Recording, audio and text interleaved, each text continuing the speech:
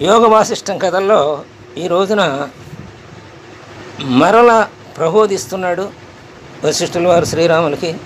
శ్రీరాముని విశ్రాంతిని గురించి, మరల ప్రబోధన గురించి తెలుసుకుందాం. ఇప్పుడు శ్రీరాముడు అంటున్నాడు, ఇదంతా విన్న తర్వాత నేను భుసుండుడితోటి భుసుండుడి దగ్గర వీడ్కోలు తీసుకుని ఆయన దగ్గర నుంచి బయటకు వచ్చిన తర్వాత సాధు సాంగత్యం పరిత్యజించడం చాలా కష్టమని చెప్పాడు కదా. అక్కడి నుంచి రాముల వారు అడిగాడు, ఓ భగవంతుడా, అంటే వశిష్ఠుల వారిని అలా సంబోధించాడు అనమాట. ఓ భగవంతుడా, నీవు ఇంతకుముందు మాంస అస్థి చర్మ నిర్మితమైన గృహాన్ని గురించి చెప్పావు. అంటే సప్తధాతుయుక్తమైనటువంటి ఈ శరీరాన్ని, అందులో కొన్ని ఇక్కడ ఉదహరించాడు. మామూలుగా అయితే మనం త్వక్ చర్మ మాంస రుధిర మేధ మధ్య అస్థి అనే 7 ధాతువులతో చుట్టి ఈ శరీరం తయారవుతుంది అని మనం పంచీకరణలో తెలుసుకున్నాం కదా. కాబట్టి అలాంటి గృహాన్ని గురించి, ఈ సప్తధాతుయుక్తమైనటువంటి గృహాన్ని గురించి ఇదివరకే చెప్పావు మహానుభావ.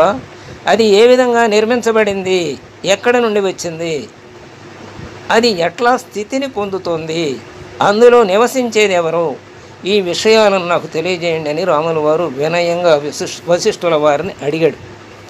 అప్పుడు వశిష్ఠుల వారు అంటున్నారు, ఓ రామ, ఎముకలనే స్తంభాలతోటి రక్త మాంసాలు అనే పూతలతోటి ఉండే ఈ శరీర గృహాన్ని ఎవరూ నిర్మించలేదు. అది జలంలో ప్రతిబింబించే చంద్రుడిలాగా ఆభాస మాత్రమే. జలంలో చంద్రబింబం పడటానికి నిర్మాత అవసరం లేదు, ఎవరూ నిర్మించక్కర్లేదు. అలాగే ప్రతిబింబంలాగానే శరీరం సత్తు అసత్తు లక్షణాలు రెండింటినీ కలిగి ఉంది. నిజంగా లేకపోయినా భ్రాంతి సమయంలో ఉన్నట్లు అగపడుతూ ఉంది. సదాత్మకం అంటే సత్తు అసతాత్మ అంటే సదాత్మకం అన్నాడు. అంటే సత్తు అసత్తు ఈ 2 లక్షణాలు కలిగి ఉంది. ఎలా అంటే దేహం దృష్టితో చూసినప్పుడు దేహం సత్యమే కదా. అయితే ఆత్మదృష్టితో చూసినప్పుడు ఏమవుతుంది, ఇది మిథ్య అని గ్రహించాలి. అంటే స్వప్నంలో ఉన్నప్పుడు ఆ స్వప్నం నిజమే అనిపిస్తుంది. ఆ స్వప్నం నుంచి బయటపడి జాగ్రత్త అవస్థలోకి వచ్చిన తర్వాత ఆ స్వప్నం ఎలా మనకి కేవలం భ్రాంతి అనేది ఎలా అర్థమవుతుందో, అలాగే ఈ దేహమే నేను అనుకున్నప్పుడు ఇది సత్యంగా గోచరిస్తుంది. ఈ దేహం నేను కాదు, ఆత్మనే నేను అనుకున్నప్పుడు ఈ దేహం అసత్యము, తాత్కాలికము అని అనిపిస్తుంది, భ్రాంతి అని అనిపిస్తుంది అన్నమాట. కాబట్టి ఆత్మదృష్టితో చూస్తే ఇది మిథ్య, దేహ దృష్టితో చూస్తే ఇది సత్యం. కాబట్టి సత్తు అసత్తు 2 లక్షణాలు కలిగి ఉందయ్యా రామ. ఇది ఈ సప్తధాతుయుక్తమైనటువంటి శరీరం, అది ఎవరు నిర్మించలేదు. చంద్రబింబం నీటిలో ప్రతిబింబిస్తే ఎలా కనపడుతుందో, చంద్రుడు నీటిలో ప్రతిబింబించినప్పుడు బింబం ఎలా కనపడుతుందో ఇది కూడా అంతే భ్రాంతి అని చెప్పాడు. ఓ వత్స, ఈ శరీరం అవిద్య కామ కర్మలనే విచిత్ర దోషం చేత ఉదయించింది. ఈ 3 ఉంటేనే, ఈ 3 కారణం అన్నమాట ఈ దేహం ఉదయించటానికి, ఈ శరీరం ఉదయించటానికి అంటే పుట్టడానికి. నేనే ఈ శరీరం అని భావించటం వల్లే ఈ శరీరం కలిగింది. అందువల్ల ఇది కేవలం భ్రాంతియే. నీవు కలలో చూచే దేహం ఎక్కడుంది, లేదా జాగ్రత్త దశలోనే మనోరాజ్యంలో నీవు కల్పించుకున్న శరీరం ఏమవుతుంది. జాగ్రత్తలో కూడా అన్లాస్కర్ గాలి మేడలు కట్టాడని ఒక కథ చదువుకుంటాం కదా. ఇది కొండ అమ్ముకుంటాను, తర్వాత ఇన్ని కొండలు వస్తాయి, తర్వాత ఇన్ని వస్తాయి, తర్వాత పెళ్లి చేసుకుంటాను, తర్వాత భార్య వస్తుంది, సరిగా చేయకపోతే భార్యని తంతానని ఆ కొండను తన్నేస్తాడు కదా, ఆ కొండ పగిలిపోతుంది. ఇంకా ఏముంది, అంతే గాలి మేడలు. అలాగే జాగ్రత్తావస్థలో కూడా మన మనసు గాలి మేడలు కడుపుతూ ఉంటుంది. అంటే మనోరాజ్యంలో మనం కల్పించుకున్న శరీరం ఏమవుతుంది, అది మరి భ్రమే కదా. అలాగే సంసారం మొత్తాన్ని ఎన్నోసార్లు మనం చెప్పుకున్నాం, దీర్ఘ స్వప్నం. ఇది 100 ఏళ్ల స్వప్నం. మామూలుగా మనం స్వప్నావస్థలో జాగ్రత్తావస్థ నుంచి స్వప్నావస్థగా పడుకోగానే వచ్చే స్వప్నావస్థలో పొందిన స్వప్నం తాత్కాలికమని మనకి జాగ్రత్తావస్థలోకి రాగానే ఎలా తెలుస్తుందో, అలాగే ఈ 100 ఏళ్ల స్వప్నావస్థ ఈ శరీరాన్ని విడిచిన తర్వాత అప్పుడు తెలుస్తుంది మనకి. ఈ శరీరంలో ఉండగా తెలియదు, ఈ శరీరంలో ఉండగా జ్ఞానులకు మాత్రం తెలుస్తుంది. ఇందాక చెప్పి అసత్య లక్షణాలు కలిగి ఉంది కదా అని. దేహం నేనే అన్నప్పుడేమో ఇది సత్యం అనిపిస్తుంది, ఆత్మ నేను అనుకున్నప్పుడేమో ఇది భ్రాంతి అనిపిస్తుంది అని ఇందా చెప్పుకున్నాం కదా. కాబట్టి ఈ సంసారం మొత్తాన్ని మనం దీర్ఘ స్వప్నంగా, లేక దీర్ఘ భ్రాంతిగా, లేక దీర్ఘ మనోరాజ్యంగా చూడాలి. చూడు రామ, అలా చూడు దీన్ని. నీవు స్వయంగా జ్ఞానాన్ని పొందినప్పుడు నా వాక్యాల వాస్తవాన్ని గ్రహిస్తావు, లేకపోతే తెలీదు. జ్ఞానం కలిగినప్పుడే ఇది పెద్దలు చెప్పినటువంటి ఇలాంటి విషయాలు నిజమే అని అప్పుడు కలుగుతుంది అనమాట. లేకపోతే ఏదో చెబుతుంటారు వీళ్ళు, అంతేగాని అంతకంటే ఏమీ లేదు, ఈ దేహం కాకుండా ఏం పోతుంది అనుకుంటాం, ఈ దేహమే సత్యం అనుకుంటాం జ్ఞానం కలగకపోతే. ఒకవేళ ఉపన్యాసానికి వెళ్ళి విన్నా ఆ భావన ఏమాత్రం కొంచెం లేకపోతే అప్పుడు కూడా ఈ దేహమే సత్యం అనిపిస్తుంది. వాళ్ళు చెప్పేది సమన్వయం చేసుకోలేమన్నమాట. అప్పుడు కూడా ఓ వత్స, శరీరం కంటే నేను వేరైతే మరి ఇంక నేను ఎవరిని? ఆ చిదాత్మనే అవుతాను.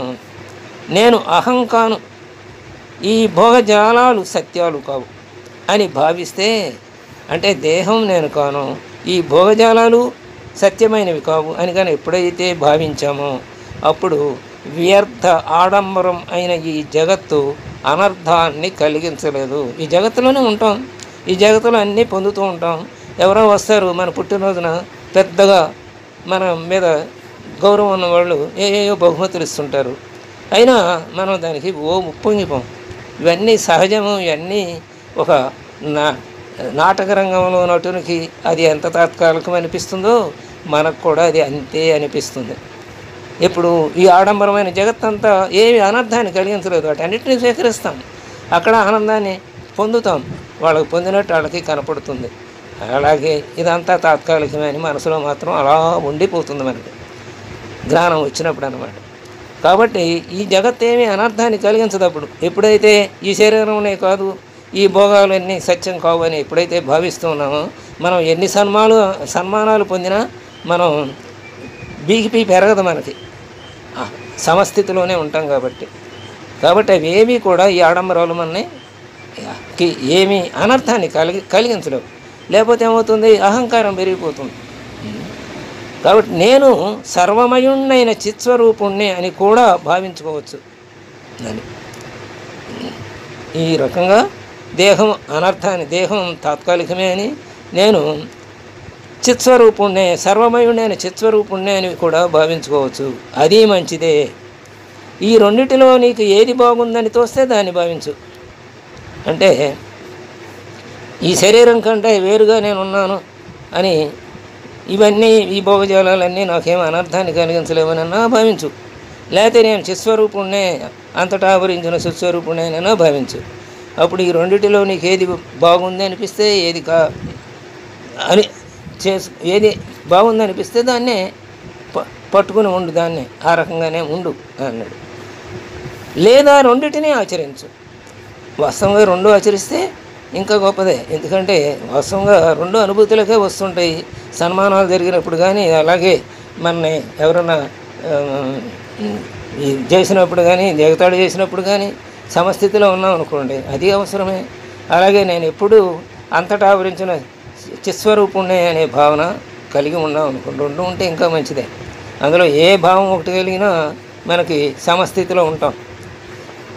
రాగద్వేషాలను ఛేదించి ఈ జగత్తులో విహరించు. అది రాగము వద్దు, ద్వేషం వద్దు, ఎవరిని ప్రేమించవద్దు, ఎవరిని ద్వేషించవద్దు.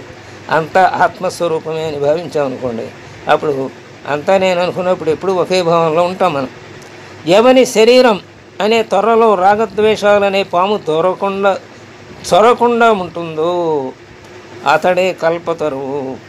అది ఈ శరీరాన్ని త్వరగా పోల్చాడు, రాగద్వేషాలనే పాముతో పోల్చాడు.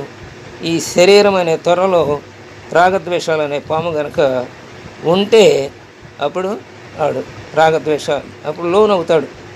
ఈ రాగద్వేషాలకు ఉన్నాడు కాబట్టి ఈ సుఖ దుఃఖాలకు లోనవుతాడు.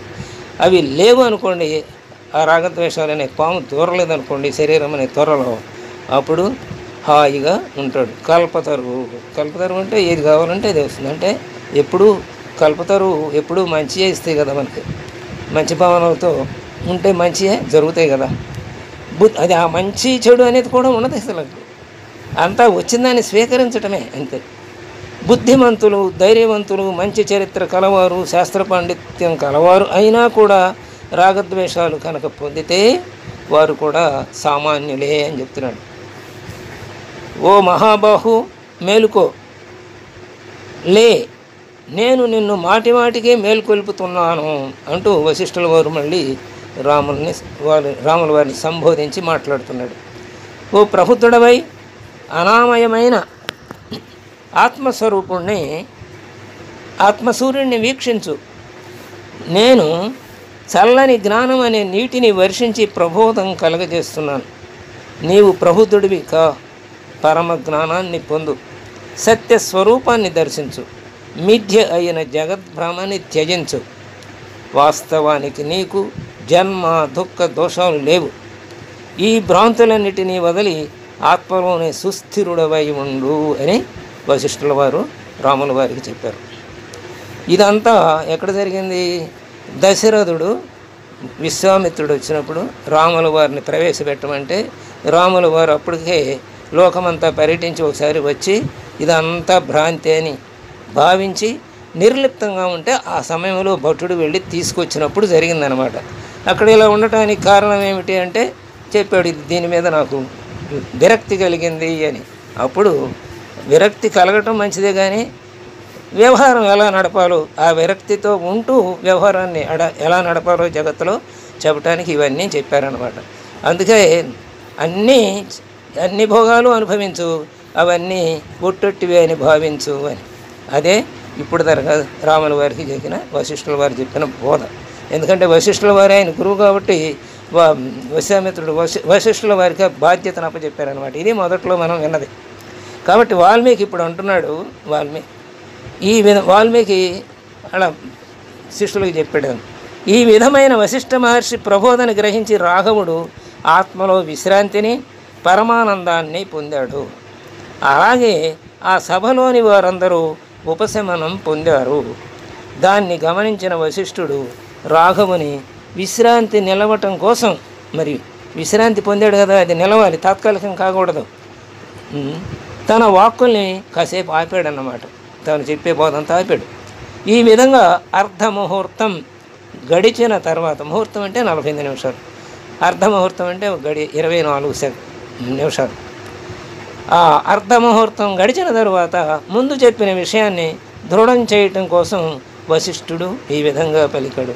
అంటే కనీసం ఒక గడియ, ఎవరికైనా ఏదైనా చెప్పిన తర్వాత ఒక గడియ ఆగండి, అతను దాన్ని అంతా జీర్ణం చేసుకుని దాన్ని ఆచరించడానికి ఒక సమయం ఇవ్వండి అని అన్నమాట ఇక్కడ అర్థం. ఆ విధంగా పలికిన తర్వాత వశిష్ఠుల వారు ఇంకా అంటున్నాడు, రామ, నీవు చక్కగా గడియ ఆగాడు. ఆ తర్వాత చెప్పడం మొదలెట్టాడనమాట. ఓ రామ, నీవు చక్కగా ప్రబోధాన్ని పొందావు. అంటే ఎంతో శ్రద్ధగా విన్నాడు అనమాట. అందుకనే ప్రశ్నలు వేశాడు. శ్రద్ధగా వినపోతే ప్రశ్నలు వేయలేడు కదా. అందుకనే ఆయనకి శ్రద్ధగా వింటున్నాడు కాబట్టి ఎక్కడెక్కడ సందేహాలు వచ్చినా ఆ సందేహాలన్నీ తీర్చుకోవడానికి మనం ప్రశ్నలు వేశాడు. అలాగే ఉపాధ్యాయులు చెప్తున్నప్పుడు పాఠం ఎవరైనా ప్రశ్నలు వేస్తే ఓహో సరిగా వింటున్నారు వీళ్ళు అనుకుంటారు. ఎవరు ఏవి ప్రశ్న వేయలేదనుకోండి, ఓహో ఎవరు వినలేదు, లేకపోతే ఎవరికి అర్థం కాలేదా అని చెప్పింది అని ఒక సంశయం వస్తుంది ఉపాధ్యాయుడికి. అలాగే ఇక్కడ అన్ని ప్రబోధాలను చక్కగా విన్నావు రామా, నేను గమనించాను కదా, నీవెంతో శ్రద్ధగా ప్రశ్నలు కూడా అడిగావు. కాబట్టి ఆత్మతత్వాన్ని పొందావు, అందులో సందేహం లేదు. దాన్నే ఆశ్రయించి స్థిరంగా ఉండు. మరి దాని నుండి చలించి తిరిగి సంసారంలో పడకు. సంసారంలో పడకంటే సంసారంలో ఉంటూనే సంసారంలో పడవద్దని, నీళ్ళల్లో ఈదుతూనే నీళ్ళల్లో మునక్కుండా ఉండాలి. ఈత రావాలి, ఈత రాకపోతే నీళ్ళలో మునిగిపోతాం. ఈత వస్తే నీళ్ళలో ఉన్నా నీళ్లు మన ఏం చేయలేవు. అలాగే సంసారాన్ని దాటడం ఎలాగో తెలుసుకోగలిగిన తర్వాత సంసారంలో ఉన్న ఆ సంసారం ఈతి బాధలు మనకి అంటవు అన్నమాట. దాని నుండి చెలించి స్థిరంగా ఉండు. ఆత్మతత్వాన్ని పొందావు, దాన్ని ఆశ్రయించావు, స్థిరంగా ఉండు దానిలోనే. దాని నుండి చెలించి తిరిగి సంసారంలో పడకు. ఓ రఘునందన, సంకల్పమాత్రమైన ఈ సంసార చక్రాన్ని సంకల్పం అనే నాభి వద్ద ఆపితే ఆగిపోతుంది. నాభి అంటే మధ్య భాగం. ఒక వస్తువుని కేవలం ఒక బిందువు మీద నిలబెట్టాలంటే, ఒక పెన్సిల్ మీద ఒక కర్రను తీసుకుని నిలబెట్టాలనుకోండి, ఆ మధ్య భాగంలో ఖచ్చితంగా మధ్య భాగంలో కనుక ఆ పెన్సిల్ ఉంచగలిగితే అది నిలబడుతుంది. కొంచెం ఈ పక్కకు వచ్చినా కొంచెం ఆ పక్కన పెట్టినా అది అంటే అదే గరిమెనాభి అంటారు. ఆ గరిమెనాభి స్థానంలో కనుక అది ఎంత చిన్న వస్తువుతో ఎంత చిన్న ఆధారంగా నిలబెట్టినా అది నిలబడుతుంది. అందుకనే పెద్ద పెద్ద సర్కస్సుల్లో ఆ గరిమెనాభి ప్రావీణ్యాన్ని చూపిస్తారన్నమాట నిలబెట్టి, ఒకదాని మీద ఒకటి నిలబెట్టి. అలాగే కొండలు దొంతలుగా పెడతారు కదా. కాబట్టి ఈ సంసార చక్రానికి సంకల్పం అనే నాభి వద్ద ఆపితే ఆగిపోతుంది. రాగద్వేషాల చేత ఈ నాభి క్షోభించి వేగంగా తిరుగుతుంది. కాబట్టి ఎప్పుడు తిరుగుతుంది అంటే రాగద్వేషాలు ఉన్నప్పుడు అది గిర్రనే చక్రంలాగా కొమ్మరి సారి మీద తిప్పినట్టు గిర్రరా తిరుగుతుంటుంది. కోరికలనే చక్రం అది. నీ బలమంతా ఉపయోగించి ఆపినా ఆగదప్పుడు. కాబట్టి రాగద్వేషాలు ఉంటే నువ్వు ఆపాలన్నా ఆపుకో. ఆ రాగద్వేషాలను ఆపేసావు అనుకోండి, అదే ఫ్యాన్ ఎప్పుడు అవుతుంది, నువ్వు ఆపడానికి ప్రయత్నిస్తే ఆగదు, నిన్ను కూడా తిప్పేస్తుంది. అది నీకన్నా గలం కలదైతే. మరి ఎప్పుడు అవుతుందంటే స్విచ్ ఆపేస్తే, కరెంటు ఆపేస్తే, దానిలోకి వెళ్ళటం కరెంటు ఆపేస్తే అప్పుడు. కాబట్టి ఇక్కడ రాగద్వేషాలను ఆపాలి కానీ దానికి అది ఆపటం. బలమంతా ఉపయోగించిన ఆపిన ఆగదు ఆ సంసార చక్రం. కాబట్టి రాగద్వేషాలను వదిలేస్తే అదే ఆగిపోతుంది. విశేషమైన పురుష ప్రయత్నాన్ని పూని బలాన్ని సేకరించుకొని శాస్త్రయుక్తుల్ని ఉపయోగించుకొని సంసార చక్రపు నాభి అయిన సంకల్పాన్ని నిరోధించాలి. ఓ రామ, ఈ సందర్భంలో నాకు భగవంతుడైన చంద్రశేఖరుడు పూర్వం కైలాస పర్వత సానువు, అంటే సానువు అంటే సౌదును ప్రదేశం, పర్వతం మీద సౌదును ప్రదేశాలు అక్కడక్కడ ఉంటాయి కదా, అలాంటి ప్రదేశంలో చెప్పారు. ఒక సర్వ దుఃఖాలని దూరం చేయగలిగిన మరొక ఉపాయాన్ని చెప్పారు నాకు. ఆ ఉపాయాన్ని నీకు తర్వాత చెబుతాను రామా అంటూ వశిష్ఠుల వారు ముగించారు. రేపు వశిష్ఠుల వారు రాముల వారికి శివుడు కైలాస పర్వత సానువుల్లో చెప్పినటువంటి దుఃఖాన్ని దూరం చేయగలిగినటువంటి ఆ విషయం ఏదో రేపు ఆ ఉపాయాన్ని రేపు విందాం. స్వస్తి.